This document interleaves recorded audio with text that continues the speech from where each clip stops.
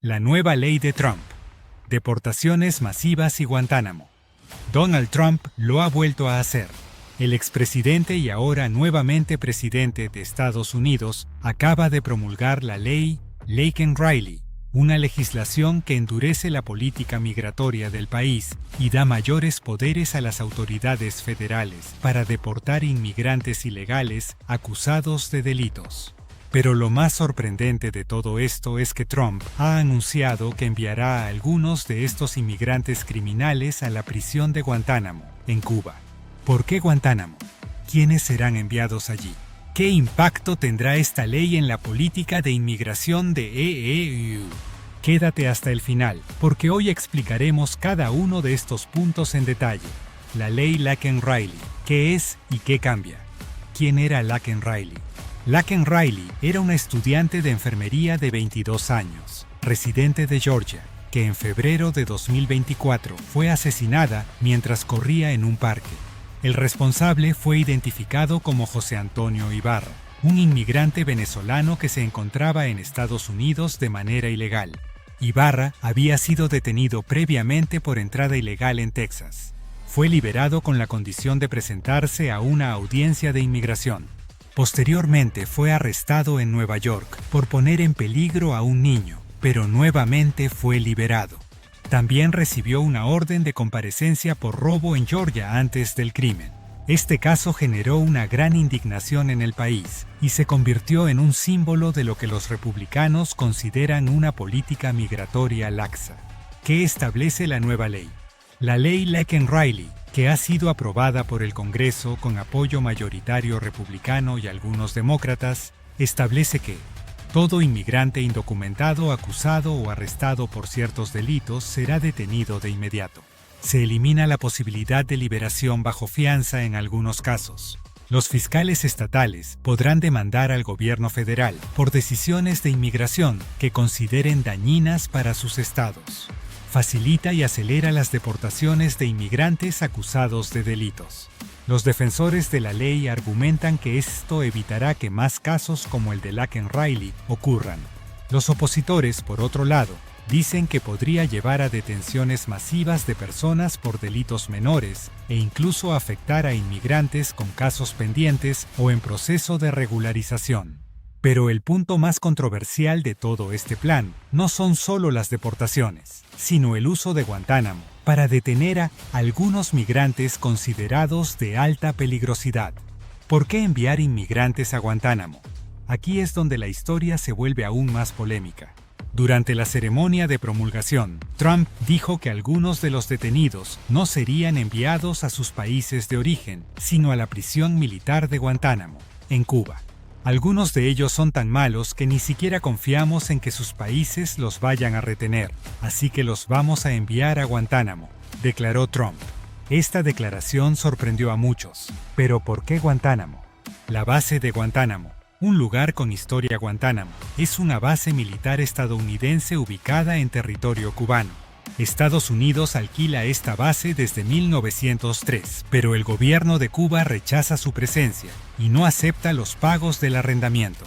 Desde 2002, Guantánamo ha sido utilizada como centro de detención para sospechosos de terrorismo en la llamada Guerra contra el Terror. En su momento, llegó a albergar a cientos de prisioneros sin juicio, lo que generó denuncias de tortura y violaciones a los derechos humanos. Trump y su plan de Guantánamo para migrantes. Trump ha declarado que Guantánamo cuenta con 30.000 camas disponibles para alojar a los peores delincuentes extranjeros. Guantánamo es un lugar difícil de salir, afirmó el presidente, sugiriendo que los migrantes detenidos allí no tendrían fácil acceso a abogados o procesos judiciales rápidos. El ICE, Servicio de Control de Inmigración y Aduanas, administrará la instalación en Cuba y decidirá quiénes serán enviados a este centro. Pero hay muchas preguntas sin responder. ¿Podría esto violar derechos humanos? ¿Cómo reaccionará Cuba a esta medida? ¿Los detenidos en Guantánamo tendrán derecho a juicio o serán retenidos indefinidamente?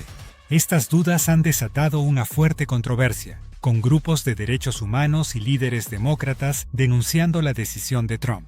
Por otro lado, los partidarios de Trump defienden la medida, argumentando que se debe impedir que criminales peligrosos reingresen a EU si sus países de origen no los detienen adecuadamente. La reacción internacional y las críticas. La respuesta no se ha hecho esperar. Cuba ha calificado esta medida como un acto de brutalidad.